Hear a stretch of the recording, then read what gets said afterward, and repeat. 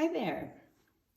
In this video, we're going to look at some more complicated aspects of drawing with the humble pear. I think pears are excellent objects to learn to draw because they're simple shapes, but they definitely have some definition. I mean, there's aspects to this that define this as a pear as opposed to an apple or a lemon, even aside from the color. If this were in black and white, we would still know it's a pear because of its oval shape and its tip and where the bottom is. So this is what we're going to use for our next drawing exercise. And for this, I am starting with one of these Blackwing pencils, which I think is like a 2B. But I also have a set of pencils in different softnesses so that I can achieve different values. And when I say value, here's what I mean.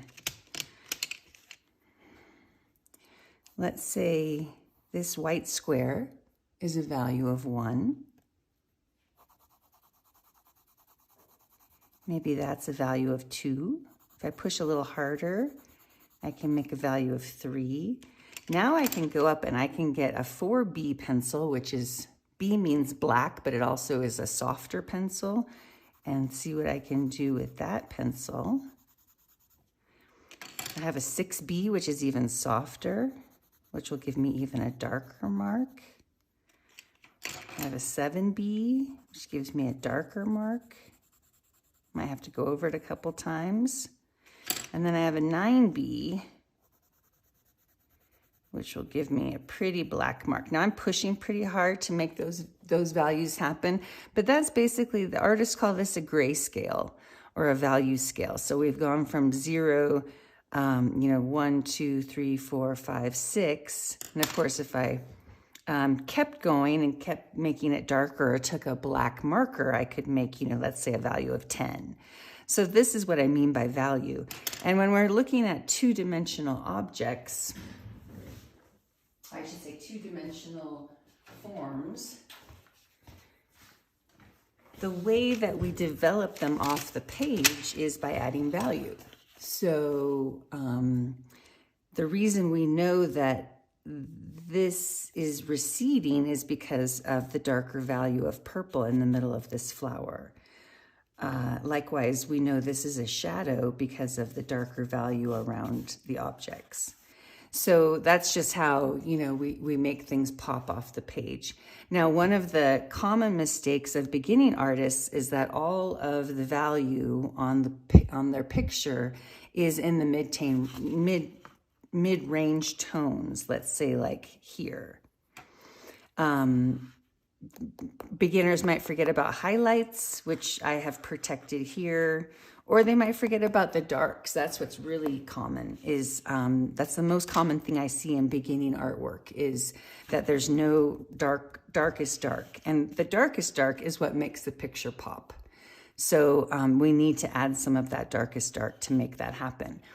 And that's why I do like my students to have some foundational drawing skills, because then we're better equipped to do that value development in paint if we know how to do it with a pencil.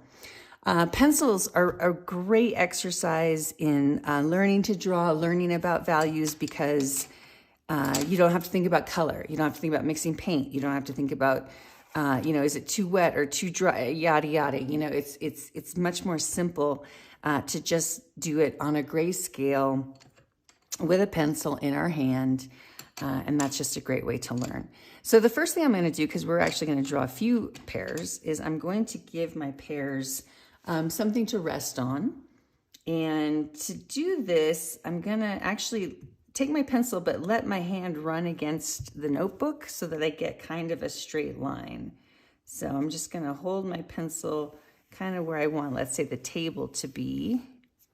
And that's not a perfectly straight line, but it'll do.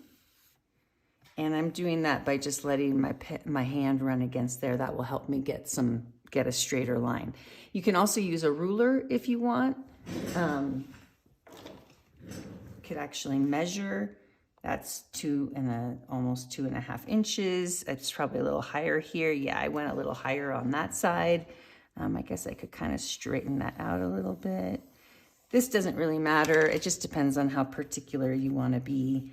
If I'm doing something, if I'm doing something in my sketchbook, I do sometimes measure because I don't want it to fall into the ocean. But for this exercise, that doesn't matter so much. All right, so first, let's take this pear, and I'm just going to draw it. And this time I'm going to use a line contour drawing. You are going to hold your pencil very soft. I'm sorry, very, very loose. You're going to keep your lines very soft. I'm going to do mine a little darker so that you can see them. But I'm going to use a line contour drawing this time, which is different than the blind contour. I could definitely do a blind contour of this. And maybe that would be a good thing for you to do is just pause the video, and while I'm holding this pear, you can do a blind contour of the pear on your page without looking at the page, so that you get more of a sense of this object. But I am going to just start with what's called a line contour drawing, and let me show you what that is. First of all, I'm going to give myself some dimension here. Let's say I want these pears to be not including the stem. Let's say I want the top of the pear to be here, and then obviously the bottom of the pear is going to be here. So I've given myself some guide to make sure that my pear fits on my page. If I just start drawing from here, this probably won't happen with this pear, but I will just warn you that with a lot of objects, especially in our next drawing where we get into objects of very different sizes, I can easily not give myself enough room, and suddenly I'm off the page. So it's good with any kind of object, even if you're doing, let's say, a person way back in a scene. It's good to say, okay, here's the person's head and here's the person's feet, and then I know that I got to get the body within those marks. So here's my pear. I'm going to do it kind of big. And a line contour drawing is where I am following the object and my pencil, and I am looking at my paper just to make sure that I'm kind of getting things where I want it to be. If I feel like I've messed up, I just back up. I don't need to lift up the pencil.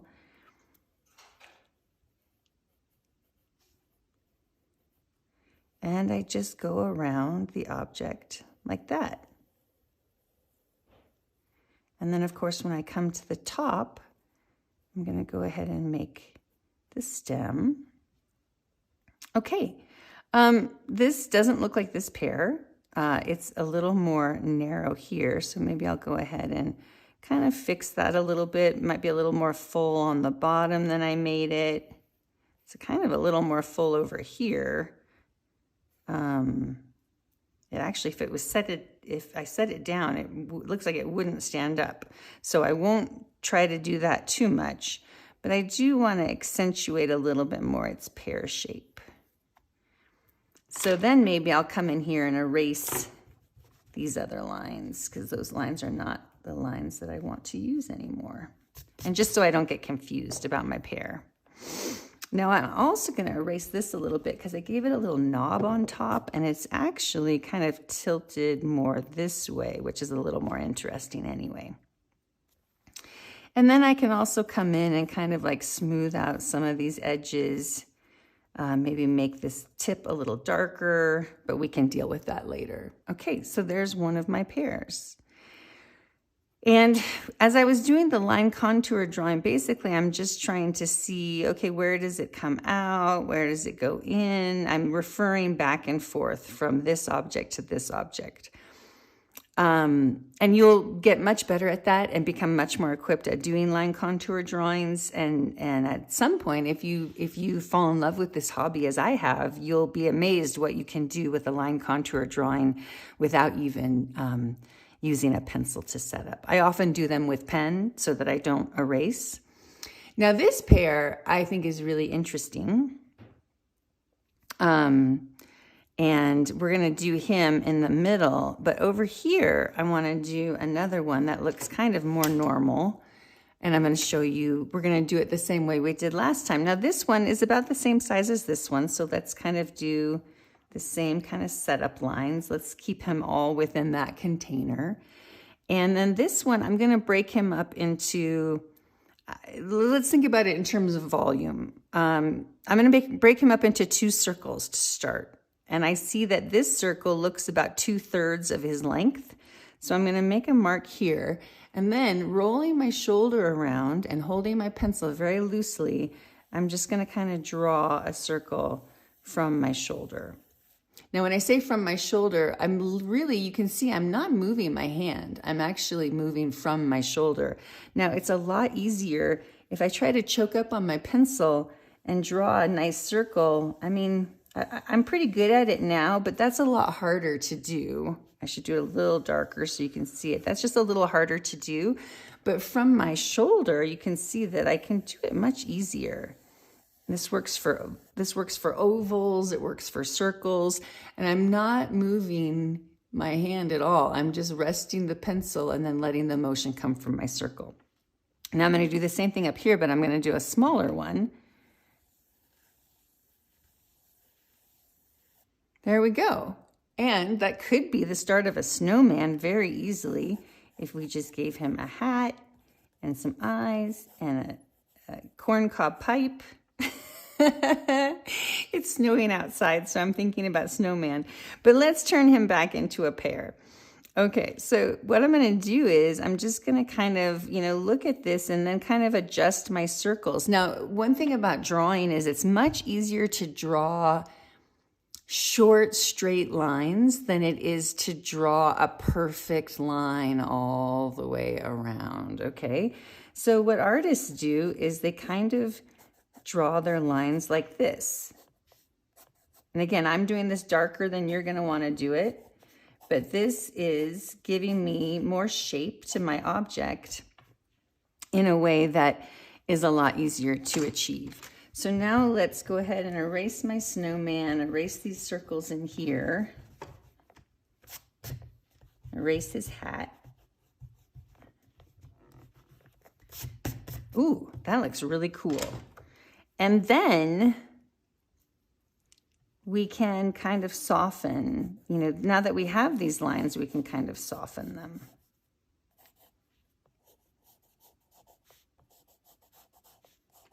There we go. Okay, that looks much more like a pear than that one. So again, this is the line contour. And this was getting back to that gestural drawing where I did, just a little measurement, nothing too fancy. Okay, and then let's give him some of his details. I do see that there's like his little thing is hanging here. And then he has just a little nubbin of a stem. I could give him a real stem if I wanted, but here's what I really like about this is that I can see the back of the pear, that the stem is actually in front. So let me go ahead and put the stem like this, and then maybe I'll change up his stem a little bit, but my viewer will see that the stem is coming in front of the edge of the pear. I can even kind of soften those lines a little bit. Now, hopefully you've done that softer than I have, and so you can, erase some of those lines if you want or don't. That's fine too. When we get to watercolor, what we'll want to do is do a softer setup so that we can erase the lines and then maybe put some ink down. Well, actually, we would put ink down first and then erase the pencil. Or some people just leave the pencil. It really just depends on you as the artist and how you prefer it to look. I did a drawing. Actually, it's on this pad. Let me show you. I did a drawing in a class that I'm taking the other day. And I decided just to leave the pencil. So I did kind of this, what I would consider kind of a thumbnail. It's a pretty small drawing.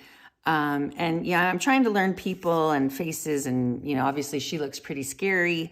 This is my challenge now. I mean, that's the beauty of art too, is that there's so many places to go with it, like right now we're just drawing pears, but if you fall in love with this, it's just an endless learning exercise, and it can carry us through the rest of our lives, no problem. So right now I'm kind of working on animals and figures and things that are a little more challenging to draw. And, but I just left all the pencil. And as you can see, it's pretty muddy because I did a lot of loose pencil drawing and then just painted over the top of it. And then the paper's buckled because it's just drawing paper, but I didn't like the drawing enough to go ahead and put it on watercolor paper, so I just left it like that. It was enough to give the teacher an idea of the challenges that I'm having so that she can advise me. Okay, now now you can see from my setup here, for great pencil drawings, you need a variety of softnesses in your pencils. A good sharpener is a good idea. And then of course an eraser, because we need to do a bit of erasing. All of this is in my blog post about pencils. You can also do a fixative so that your pencil drawings don't smudge around. I usually don't bother with that unless I'm doing a more complicated pencil drawing.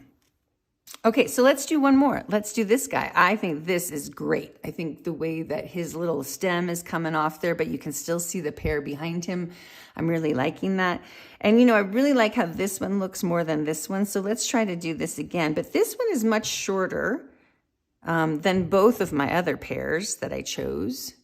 So let's go ahead and give him less room. We'll make his top be there and his bottom here. And on this one, I'm going to do it a little differently. I'm still going to do the circle. I think this is the circle. So I'd say it's like 3/4 of him.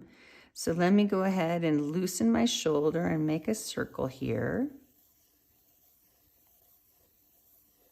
And then I kind of see more of a triangle on the top. So let's go ahead and, you know, see if we can kind of make a triangle like that and then see what that gets us. It looks a little funky. I acknowledge it, but let's see what we can do. I'm going to, you know, darken the lines a little bit, use some loose lines to kind of come down and give him a little more shape. Maybe this curls off a little bit. All right, and then I'm going to erase. It still doesn't really look like a pear. I mean, it does, but